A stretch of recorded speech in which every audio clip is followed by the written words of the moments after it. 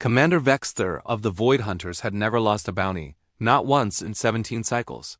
His ship, the Crimson Talon, was the terror of 6 sectors, and his crew was the finest collection of apex predators the galaxy had ever assembled into one combat vessel. Today's target? A human cargo hauler who'd skipped out on a debt to the Corellian Trade Consortium. Easy money. Humans were soft. Target acquired, Krill announced from the pilot station, his 4 eyes blinking in sequence. Human vessel, classification merchant class, designation Rusty Pelican. Current speed laughably inadequate. Vexter leaned back in his command throne, mandibles clicking with satisfaction. The human ship ahead looked exactly like its name suggested, a hunk of corroded metal held together by prayers and bad welding. It limped through space, trailing a faint exhaust plume that probably violated 17 environmental regulations. "Open a channel," Vexter commanded. "Let's give the human a chance to surrender." "I'm feeling generous today." Thax, the weapons officer, snorted, which was impressive considering he didn't have a nose. "Generous?" "Sir, we could disable that scrap heap with a stern look." The view screen flickered to life, revealing a human male who looked like he'd just woken up from a nap in a laundry basket. His hair stuck up at odd angles, his uniform shirt was stained with what appeared to be coffee, and he was eating something from a crinkly wrapper. "Yeah?" the human said, mouth half full. "Can I help you with something?" "I'm kinda busy here," Vexter bristled. "I am Commander Vexter of the Void Hunters." "You are Captain Jake Morrison, wanted for failure to deliver goods valued at 40,000 credits. Surrender immediately and your death will be quick." Jake chewed thoughtfully, then swallowed. "See, here's the thing. Those goods were live Zaxian eels and they escaped in my cargo bay. Do you have any idea what it's like to have 300 electric eels loose in your ship?" "I'm still finding them in the ventilation. One of them set up a nest in my shower. So, respectfully no, I will not be surrendering today. Then you will be destroyed. Probably." Jake agreed, taking another bite of whatever he was eating. "But before you do that, quick question. You guys ever been to the Obsidian Expanse?" Every crew member on the Crimson Talon went silent. Even Myra, the tactical officer who prided herself on maintaining composure in any situation, felt her tertiary heart skip a beat. "The human jests," Vexter said, though his voice had lost some confidence. "Nope," Jake said cheerfully. "See that big patch of nothing about 3 light minutes ahead? That's the Expanse. And in about 30 seconds, I'm gonna be inside it. You're welcome to follow me if you want, but fair warning, the last guy who chased me into a bad situation ended up colonized by parasitic fungi. It was super gross." "He's bluffing," Thax said. "No one enters the Obsidian Expanse. It's a death sentence." Jake shrugged. "Suit yourself." Morrison out. The screen went dark. Ahead, the Rusty Pelican adjusted course, angling directly toward the black smear in space that represented the Expanse. It was a region where sensors died, where light itself seemed to vanish, where every species in known space had collectively decided to put a big avoid this marker on their star charts. "He won't do it," Krill said, but his voice wavered. "It's suicide." They watched as the human ship accelerated, its aging engines flaring bright against the darkness. And then, without hesitation, it crossed the threshold and vanished like a stone dropping into ink. "Scan the perimeter," Vexter ordered. "Find another exit, Vector." Myra checked her console. "Sir, there are no other exits. The Expanse curves around this entire sector. We'd need to backtrack 3 days to go around. 17 cycles. 17 cycles of perfect bounties." Vexter looked at the darkness ahead, then at his crew. His reputation hung in the balance, and reputation was everything in the mercenary business. "Maintain pursuit," he said. "The human thinks we're afraid. We'll show him what real predators look like." "Sir," Myra said carefully, "perhaps we should consider why it's called the Expanse. The reason might be important." "Noted." Krill, take us in. The Crimson Talon, pride of the Void Hunters, crossed into the Obsidian Expanse. Immediately, every alarm on the ship started screaming. The first thing that struck Jake about the Expanse was how unnaturally dark it was. Not the regular darkness of space, where stars provided pinpricks of light. This was thick, syrupy darkness that seemed to swallow even the glow from his own ship's running lights. "Nav," Jake said to his ship's AI. "Status report. All systems nominal. Captain Morrison, except for sensors, navigation, communications, life support integrity, and my growing sense of existential dread, Nav replied in its cheerful synthetic voice. Also, I'm detecting something. What kind of something? The bad kind, the very bad kind.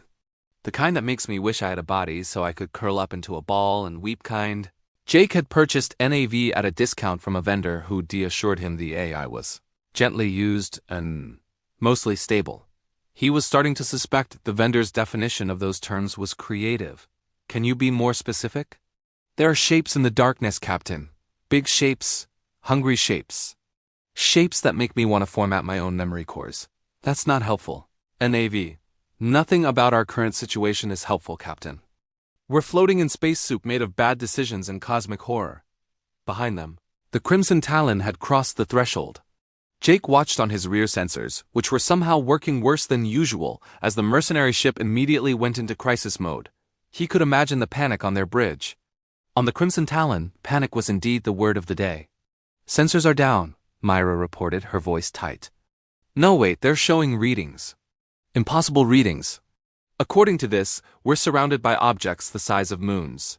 That's impossible, Thax said. Nothing that large could move without us detecting it from outside the expanse. I'm just telling you what the sensors say before. They stopped making sense entirely. Krill gripped his controls, his 4 eyes spinning independently in distress. The ship's responding sluggishly. Something's interfering with the propulsion field. Vexter forced himself to remain calm. He was the commander. Commanders didn't panic. Maintain course toward the human vessel. Once we capture him, we leave immediately. Sir, Myra said, I'm reading something on the passive sensors. It's faint, but there's definitely something massive moving parallel to our course. Define massive. Big enough that our ship could dock inside. What I think might be its mouth. Everyone turned to look at her. You think it has a mouth? Thax asked. I'm hoping I'm wrong about that part. Jake, meanwhile, had reduced his ship's power output to minimal levels.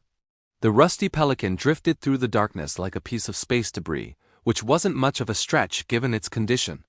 Nav, pull up the old beacon records. The ones from the first human expeditions. Oh good, story time in the murder dark. That'll definitely improve our situation. Just do it. NAV complied, projecting a holographic display. Ancient warning beacons, hundreds of years old, appeared on the map. Human vessels from the early expansion era, back when humanity was still young and stupid enough to explore every dark corner of space. The beacons all said variations of the same thing. Stay quiet. They hunt by sound and energy. Drift, don't fly. Well, Jake muttered, at least someone figured it out before dying. Actually, Captain, based on these logs, approximately 473 people died before someone figured it out. That's encouraging. On the Crimson Talon, Thax was staring at his weapons console like it had personally betrayed him. Sir, something just attached to our hull. Sector 7, ventral side. What kind of something? I don't know, but it's draining power. A lot of power. Vexter felt a cold sensation spreading through his central nerve cluster. Can you remove it?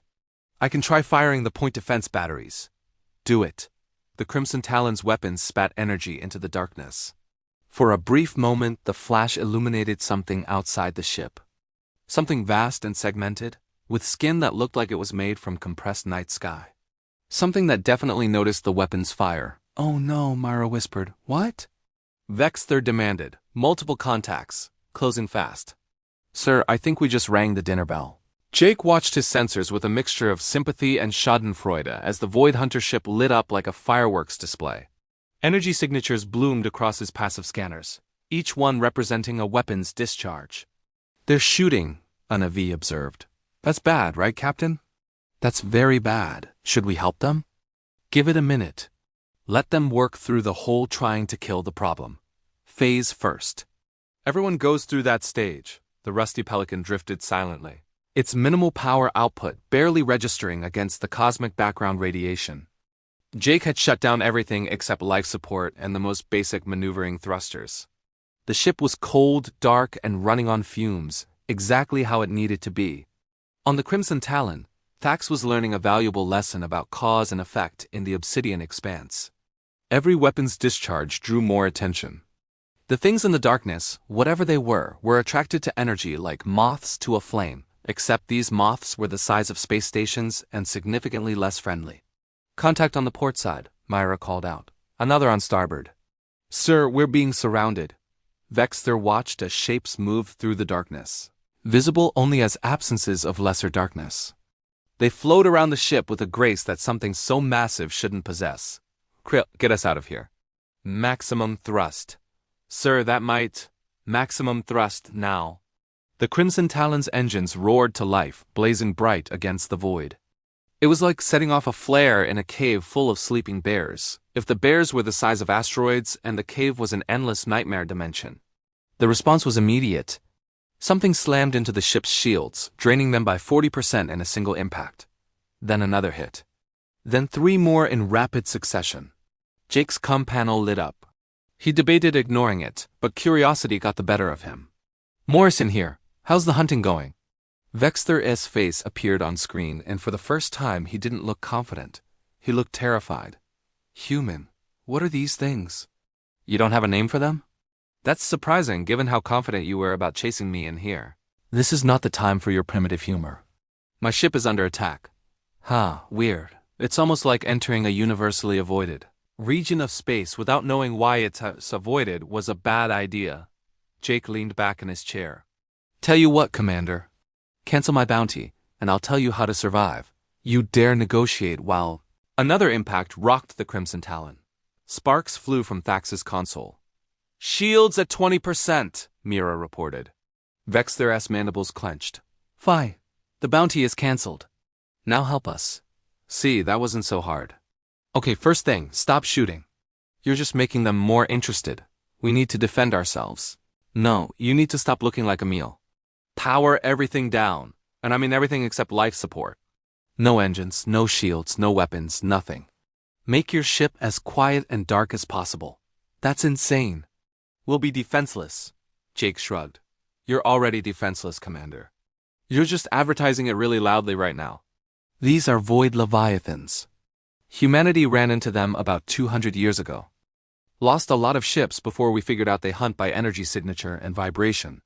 You go dark, you drift, you wait for them to lose interest. Thax looked at his commander. Sir, I really don't want to take advice from a human. I really don't want to die in this God's forsaken darkness, Myra countered. Sir, I recommend we follow his instructions. Vexter felt his pride warring with his survival instinct. Survival 1, barely. Power down, all systems. Sir? Do it. The Crimson Talon went dark.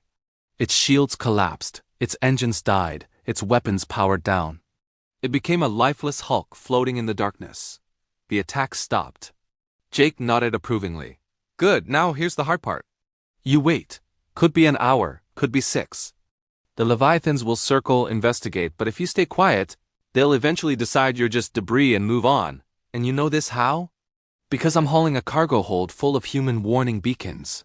The kind we should have put here 2 centuries ago. We figured out the Leviathans back then. Took a lot of dead crews, but we learned. Then why didn't you warn the rest of the galaxy? Jake's expression turned cold. Because for the last 50 years, the rest of the galaxy has been using human space as a dumping ground for toxic waste. Corellian ships, Thaxian vessels, even your void hunters, all dumping garbage in our outer colonies and flying off. We asked nicely to stop. We filed formal complaints. We were ignored, so we figured, why ruin the surprise? The expanse is our little secret. Vexter stared at him. You let us fly into a death trap out of spite? Spite is a very human emotion, Commander. We're good at it, now shut up and drift. The Leviathans are still close. In the oppressive silence of a powered-down ship, time moved like cold honey. Vexter sat in his command chair, forbidden from even checking the time for fear the console's glow would attract attention. Around him, his crew waited in the darkness, barely breathing. Jake, floating in the slightly more comfortable darkness of the Rusty Pelican, decided this was as good a time as any for a history lesson. Nav, play the Expedition Archive files. The Obsidian Expanse Discovery logs. The ones marked extremely depressing? Those are the ones. Navi's voice shifted to a more somber tone as he began reading from the historical records. Day 1 of the expedition. Captain Elena Vasquez commanding the exploration vessel New Horizons. We've detected an unusual spatial anomaly ahead, a region of space with no visible stellar bodies. Initial scans suggest it might be a dense nebula. We're going to investigate. Jake had heard these logs a dozen times, but they never got less chilling. Day 3, the darkness is absolute. All exterior sensors are malfunctioning. We've lost contact with the beacon network. The crew is nervous, but Science Officer Rodriguez insists we push forward for another day. The readings we're getting are unprecedented. On the Crimson Talon, Myra had tapped into the broadcast frequency, listening to the human ship's transmission. Against her better judgment, she routed it to the bridge speakers. Day 7. We've lost the Explorer shuttle Galileo. It was performing a survey sweep when it simply disappeared from our sensors. We found debris 40 minutes later. The hull had been crushed by something with immense force. No survivors. Captain Vasquez has ordered a full retreat. Krill's eyes rotated nervously in the darkness. Day 8. Something is following us. We can't see it on any standard sensors, but the gravimetric detectors show massive displacement in our wake. Whatever it is, it's at least 10 times larger than our ship. We've increased to maximum speed. NAV paused. Captain, the next part is where it gets really bad. I know. Keep going. Day 9. They're called Leviathans by the crew now. We've counted at least 6 distinct entities. They're attracted to our engine signature. Every time we fire the thrusters, they close in. Science Officer Rodriguez theorized they might hunt by detecting energy signatures. Captain Vasquez ordered a complete power down to test the theory. Rodriguez was right. The Leviathans circled for 2 hours, then moved away. We drifted for 6 more hours before risking a brief engine burst to change course. Vexter listened, his earlier confidence feeling like a distant memory from someone else's life. Day 15, we made it out. 7 of 12 ships survived the expedition. The Galileo, the Magellan, the Armstrong, the Cousteau, and the Tereshkova were all lost. 473 people dead. Captain Vasquez has recommended the region be designated as an exclusion zone. The Obsidian Expanse is to be avoided at all costs. Jake cut in, his voice replacing the archive recording. Here's the fun part, Commander. After that disaster, humanity did designate it as an exclusion zone. We'd put up navigational hazard markers all along the border, but we didn't explain why. Just marked it as dangerous space and moved on. Why? Myra asked, her voice barely above a whisper. Because 60 years ago, the Galactic Council voted to allow unrestricted dumping in human frontier space. You remember that, Commander? Your precious council decided that human colonies were acceptable dumping grounds for industrial waste. We protested. We showed them the ecological damage. We begged them to stop. Jake's voice hardened. They ignored us. Said humans were too new to the galactic community to have voting rights on such matters. So we stopped explaining things. The Expanse became a natural barrier around one of our outer sectors. If someone wanted to cross it, they could try. We even left the old warning beacons active, mostly. The ones that said stay quiet, we kept running. The ones that explained why, well, those had unfortunate power failures. That's mass murder, Thax hissed in the darkness. No, that's letting nature take its course. We didn't create the Leviathans. We didn't force anyone to fly in here. We just stopped putting up big flashing signs explaining how to survive. Call it petty revenge if you want. Humans are good at holding grudges. Vexter felt something he hadn't experienced in cycles. Shame. Followed immediately by anger, because shame was uncomfortable and anger was easier. We're not all responsible for the Council's decisions. No, but you all benefited from them. Your ships dumped waste too, Commander. The Void Hunters have 17 logged violations in human space. I looked it up before you started chasing me. Silence fell over both ships. In that silence, something scraped along the Crimson Talon's hull. A sound like claws on metal or teeth or something worse that didn't have a name. Krill whimpered softly. Stay quiet, Jake said, his voice gentler now. It's just investigating. Stay quiet and still. The scraping continued for 10 more minutes, then gradually it faded.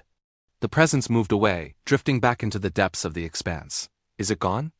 Vexter whispered. One of them is. There's still 5 more circling the area. We're going to be here a while, Commander. Might want to get comfortable. Myra spoke up, using a private channel to Jake's ship. Thank you for the advice. I know you didn't have to help us. Jake smiled in his dark cockpit. Look, I'm petty, but I'm not a monster. Besides, you're the tactical officer, right? You sounded like the only one with sense on that bridge. Someone has to be. Tell me about it. Now everyone stay quiet. The night's not over yet. 4 hours of silence did interesting things to a person's perspective on life. Vexter had spent the time mentally reviewing every decision that led to this moment. And he'd come to an uncomfortable conclusion. He'd been an idiot. Jake's voice crackled over the barely above a whisper. Okay, status check. Everyone's still alive over there? Alive, Vexter confirmed. Traumatized, but alive. Good, because I think the Leviathans are moving into a different pattern. We might have a window to get out of here, but it's going to take coordination. I'm listening. The Expanse has a boundary. The Leviathans never cross it. They're territorial, and this is their hunting ground. We need to drift toward the edge, then at the last possible second, hit full power and punch through. If we time it right, we'll be gone before they can catch us. Myra checked her dead console. How are we supposed to navigate blind? That's the fun part. We can't. I've got slightly better sensors because my ship is held together with human stubbornness and luck. I'll guide us both. You follow my lead exactly. Thax made a disgusted noise. Follow a human cargo hauler? This is humiliating. You want to die proud or live humiliated? Jake asked. Because I'm fresh out of other options. Vexter made a decision. We'll follow your lead, Morrison. What do we need to do? First, you're going to fire up a single directional thruster, the smallest one you have. Just enough to start a slow drift toward the coordinates I'm sending. Don't use main engines, don't use steering thrusters, just one tiny push. That will attract them. Yep, for about 30 seconds. But then you go completely dark again, and you're drifting away. They'll investigate, realize you're moving like debris, and hopefully lose interest. Krill looked at Vexter. Hopefully? It's a better plan than sitting here forever, Myra said. Sir, I recommend we try it. Vexter nodded. Do it. The Crimson Talon fired a single thruster for 3 seconds. The burst was tiny, barely enough to change their momentum. But in the oppressive silence of the Expanse, it was like a scream. Something in the darkness turned toward them. Thruster off, everyone stay calm, Jake said, his own ship making a similar maneuver. Don't panic, don't move, just drift. The presence came closer. Sensors, what few were working, showed something massive approaching the Crimson Talon. Then it paused, circled once, and began to recede. It worked, Myra breathed. First stage complete, Jake confirmed. Now we wait 2 minutes and do it again. Smaller burst this time. They repeated the maneuver 7 times over the next hour, each time a tiny push, each time a tense wait as something enormous investigated and lost interest. Slowly, painfully, both ships drifted toward the edge of the Expanse. Jake kept up a running commentary, partially to keep everyone calm and partially because silence made him nervous. You know, Commander, this might actually be the start of a beautiful friendship. Once we get out of here, I could use more people shooting at me to really spice up my delivery routes. Your sense of humor is defective. Human, I've been told. NAV agrees with you, actually. I truly do, Captain, Nav chimed in. Your comedy brings shame to our species. Vexter found himself almost smiling. Almost. The situation was still too dire for actual smiles. Why are you really helping us? Vexter asked quietly. The truth, Jake was quiet for a moment. Because spite is one thing, but watching people die when I can help is another. Humans might be petty, but we're not sociopaths. Well, most of us aren't. Also, if I let you die, your guild would probably send someone more competent after me. I'm competent. You chased me into the obsidian. Expanse. Point taken. Another thruster burst. Another long wait. They were getting close now, Jake could feel it. His barely functional sensors were picking up the edge of the boundary, where the thick darkness gave way to normal space. Okay, this is it, Jake said. Next burn is the big one. We're going to fire everything we have and blast out of here.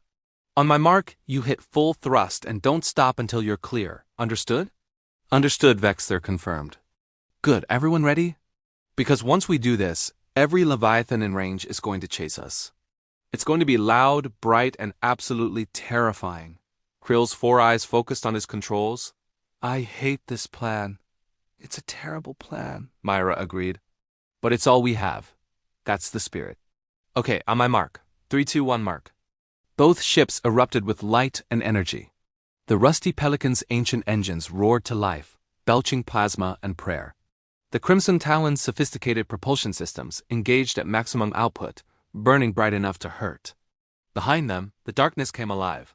Shapes, massive beyond comprehension, surged forward. The hunt was on. Jake's console lit up with warnings. Nav, tell me we're going to make it. Calculating. No, we're not going to make it. We're definitely going to die. Would you like me to compose a final message? Not helpful, NAV. The boundary was ahead, a thin line between nightmare and normal space. The Leviathans were closing, fast. Jake could see them on sensors now, or at least their shadows, enormous serpentine shapes flowing through the darkness with terrible purpose. Faster. Vexthur commanded, though his engines were already at maximum. Almost there, Jake muttered, watching the distance count down 1,000 meters, 800, 500. Something reached out from the darkness.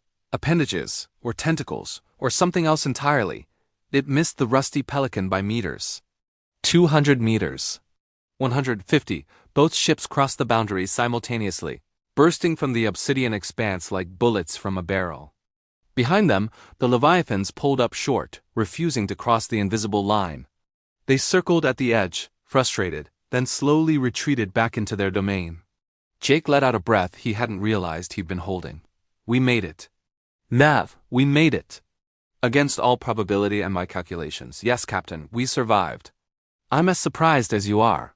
On the Crimson Talon, the crew sat in stunned silence for a moment. Then Krill started laughing, a high-pitched nervous sound that might have been crying.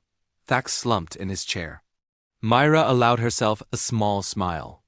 Vexthur looked at the view screen showing the darkness behind them. We really made it, told you, Jake said. Humans are good at surviving things we shouldn't, it's kind of our specialty. Both ships limped away from the expanse at a leisurely pace. The Crimson Talon had shield damage, a cracked hull plate, and several crew members who would be having nightmares for cycles to come. The Rusty Pelican had all of that plus the existing damage it had before the chase started. Vexthur opened a channel to Jake's ship, Morrison. I owe you an apology. You really do, but I'm curious to hear it anyway. We underestimated your species. We thought humans were soft, weak, barely worth our attention. We were wrong, Jake shrugged. Most species think that. We're not the strongest, we're not the fastest, we don't have the best technology. But we're stubborn, we're adaptable, and we remember grudges for a really long time. Plus, we're really good at surviving in places that want us dead.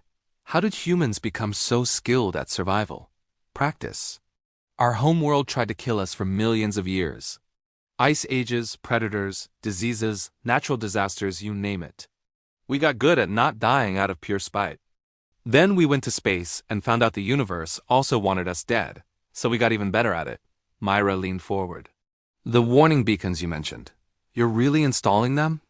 Yep, that's what I was doing out here when your boss decided to chase me. Human government finally decided to update the expanse warnings with actual useful information. Only took them 2 centuries. Bureaucracy moves slow, even when it involves dimensional horror. Vexthur clicked his mandibles thoughtfully. The bounty is cancelled, as promised. But Morrison, I have a proposition. The Void Hunters could use someone with your survival skills. The pay is excellent. Thanks, but I'm going to pass. I like working alone. Well, alone plus NAV. I remain a constant source of disappointment to myself, NAV added. See? We have a good thing going. At least let me compensate you for the guidance. You saved my crew. Jake considered this. Tell you what, Commander. Next time the Galactic Council votes on something involving human space, maybe speak up for us. We're not asking for special treatment, just equal treatment. And maybe stop dumping trash in our colonies. Vexthur felt shame creep back in. I can do that. You have my word. Good enough for me, Jake checked his console. I've got beacon deployment to finish. You have traumatized crew members to council. I'd say this is where we part ways. Morrison, one more thing. Why the Rusty Pelican? That's an unusual name for a ship. It's named after my grandmother's fishing boat. She used it to survive a hurricane back on Earth by running directly into the storm because going around would have taken too long. Figured if her boat could survive impossible odds through sheer stubbornness, mine could too. That's very human. I'll take that as a compliment. The Crimson Talon turned away, heading back towards civilized space. Jake watched them go, then pulled up his mission orders.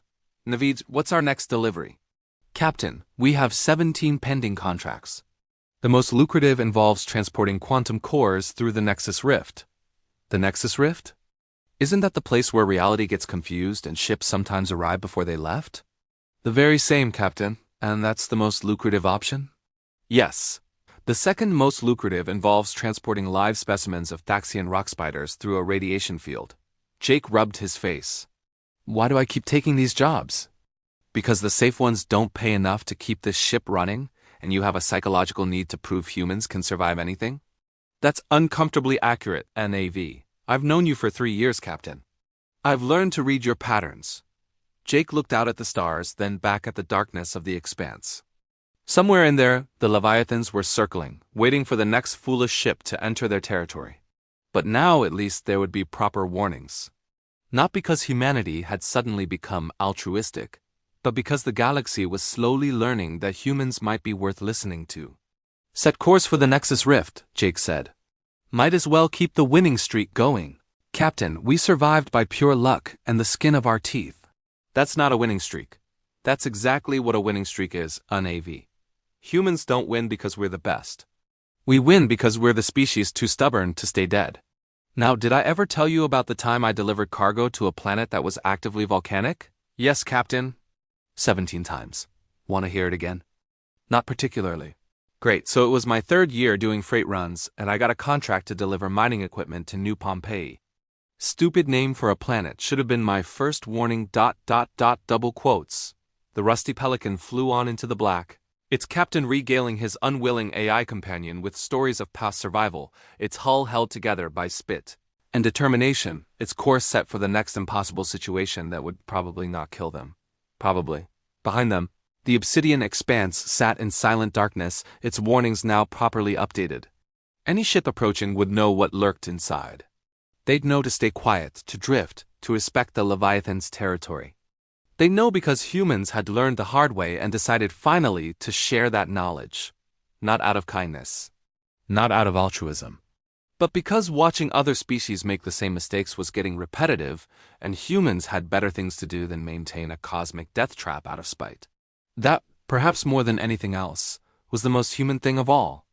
Learning when spite had served its purpose and moving on to more productive grudges. In the Crimson Talon's medical bay, Krill was being treated for stress-induced molting. Thax was writing a very long report about why firing weapons in unknown territory was a bad idea, a lesson he'd learned several hours too late. Myra sat with Vexther in the command center, both of them staring at the empty space where the expanse lurked. We really are lucky to be alive, Myra said quietly. Luck had nothing to do with it, Vexther replied. A human saved us. A species we dismissed as irrelevant. What will you tell the guild? Vexther thought about it. 17 cycles of perfect bounties ended not by failure but by survival. There was honor in that, he supposed. More honor than dying in the darkness because he'd been too proud to turn back. I'll tell them the truth. That we underestimated humans, that we learned from it, and that perhaps the galaxy should start taking them seriously. Myra smiled.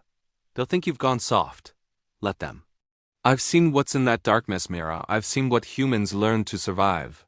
If that's what they consider a navigational hazard, I don't want to know what they consider a real threat.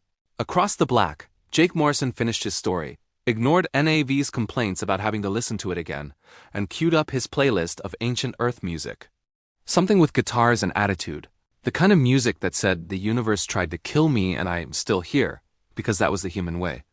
Not the strongest, not the smartest, not the most advanced. Just the species that refused to quit, that learned from every disaster, that survived through stubbornness and spite and an absolute refusal to let the universe have the last laugh. The Void Hunters had chased a human ship into darkness. The darkness had chased them back. And in the end, it was the human who showed them the way home. That was worth a song or two.